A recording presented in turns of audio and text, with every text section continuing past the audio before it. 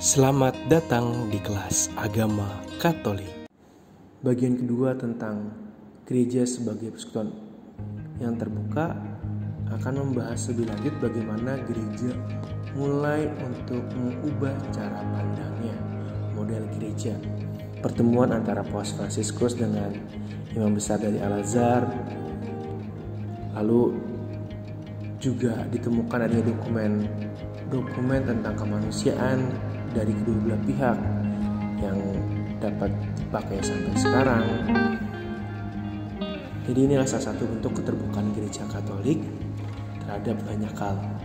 Keterbukaan ini nggak lepas dari adanya Konsili Vatikan II. Konsili Vatikan II yang membuat gereja jauh lebih terbuka dibanding sebelumnya. Dalam Konsili Vatikan yang pertama, gereja memiliki sifat yang tertutup dan sikapnya sangat eksklusif. Sementara di Konsili Vatikan II sifatnya terbuka dan inklusif. Kalau kalian lihat buku dalam bentuk piramid. Piramid ini adalah bisa dikatakan hierarki gereja pada saat sebelum Konsili Vatikan II. Model institusi piramid ini disebut juga hierarki sentris. Jadi yang paling atas itu kan sangat sedikit, makin bawah makin banyak. Paus hanya satu, umat Allah sangat banyak seperti kita ini.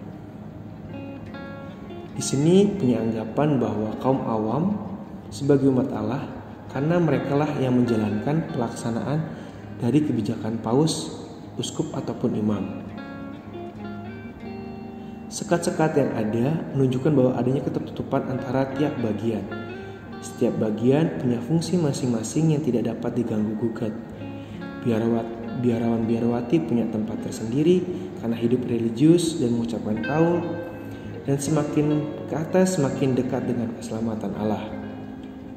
Jadi bentuk atau model hierarki piramidal seperti ini dianggap kurang ideal dan perlu diubah.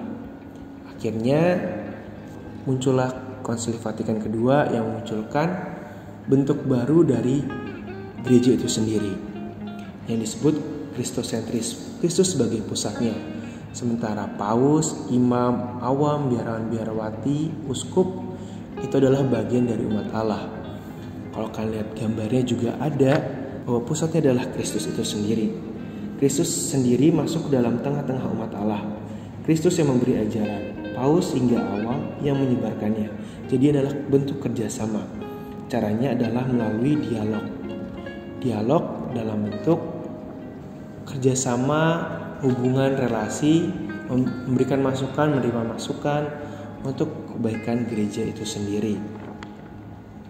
Hal ini juga terungkap dalam Kisah Para Rasul bab 4 ayat 32-37 yang memberikan gambaran ideal terhadap komunitas atau persekutuan Jemaat Perdana tadi, yang hidupnya secara bersama-sama saling berbagi tanpa mengenal ada yang ini kaya, yang ini miskin, yang ini suku itu, yang ini suku apa. Tidak, jadi sama-sama saling mencukupi satu sama lain, tidak membeda-bedakan ras ataupun etnis.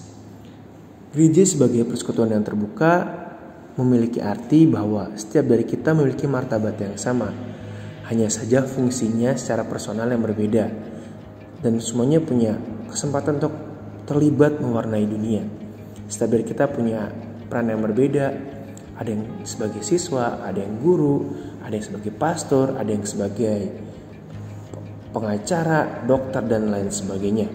Itu adalah bagian dari gereja secara utuh.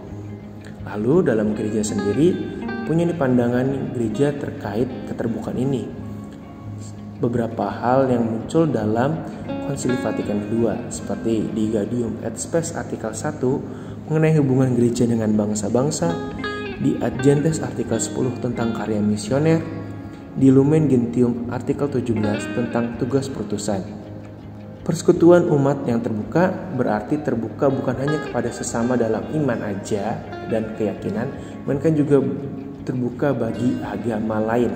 Seperti yang tadi diungkapkan di awal, adanya komunikasi dengan Imam Besar Al-Azhar. Dan kalau kalian ingat kembali, beberapa dokumen juga membahas soal ekumenisme dengan gereja-gereja lain, juga membahas tentang kebebasan beragama, membahas tentang agama-agama lain di dunia.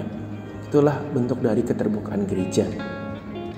Keterbukaan gereja ini kita bisa belajar dari kisah jemaat perdana yang punya kepentingan bersama. Mereka saling mengenal, tinggal berdekatan secara tetap untuk berkumpul, lalu berkumpul bersama untuk berdoa, membaca kitab suci, memecah-mecah roti, melakukan aksi nyata untuk mencari solusi, berbagi sesuai kebutuhan, bersekutu sebagai bentuk gereja yang universal.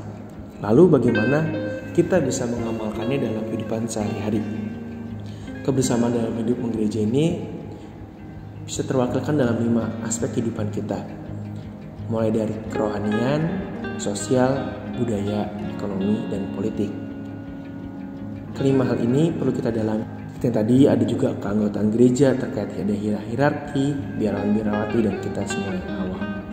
Maka pada akhirnya gereja sebagai persekutuan yang terbuka harus selalu siap berdialog dengan agama dan budaya manapun, membangun kerjasama yang lebih insentif dengan siapa saja yang berkehendak baik, dan berpartisipasi aktif membangun masyarakat yang adil, damai, dan sejahtera. Demikianlah akhir dari bab pertama tentang gereja. Semoga kalian semakin memahami apa makna dari keterbukaan gereja itu sendiri dan makna gereja secara keseluruhan. Terima kasih.